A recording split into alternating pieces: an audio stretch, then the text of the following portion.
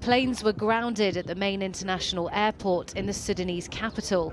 If you think it looks frightening from the outside,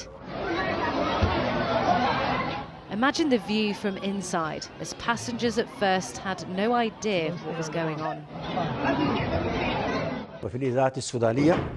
If they tried to tune into local TV, the situation is calm here, says the anchor, before gunfire cuts the broadcast.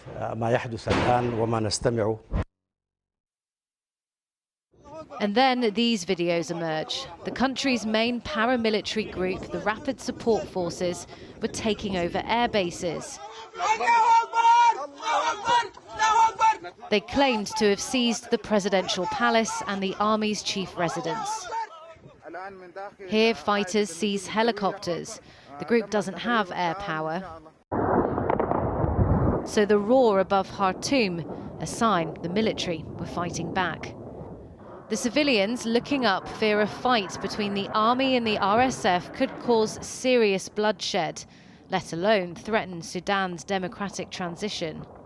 It's definitely quite frightening. We have been stuck at home, my family and I, but also other friends and family all over the city. What worries me the most is this power struggle between the Sudanese armed forces and the Rapid Support Forces militia to turn into a civil war. Both groups are trying to use some ethnic and tribal kind of narratives within their fights to get specific ethnicities and specific tribes to support one side over the other.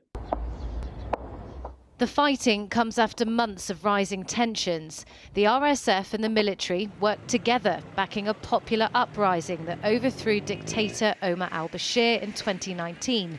And again in a coup 2 years later, when the military dissolved the country's power-sharing government. But it was always a marriage of convenience. One of the main tensions is a civilian demand the RSF merges with the regular army, and there's disagreement over the timeline and chain of command. You cannot have two armies in one country with two different leaders. I think what's going to happen now that fighting has become so extensive is that it will be a fight to the end, but it will not be a long fight. I believe that the Sudan Armed Forces under al-Burhan will prevail relatively quickly. That the images the Rapid Support Forces are putting out for propaganda purposes can't change the balance of forces on the ground. The leader of the RSF, General Mohammed Hamdan Daglo, commands tens of thousands of fighters in his powerful paramilitary force. It was born from militias accused of war crimes in the Darfur conflict. Civilians are still seeking justice and now face further bloodshed as this latest putsch plunges Sudan into more violence.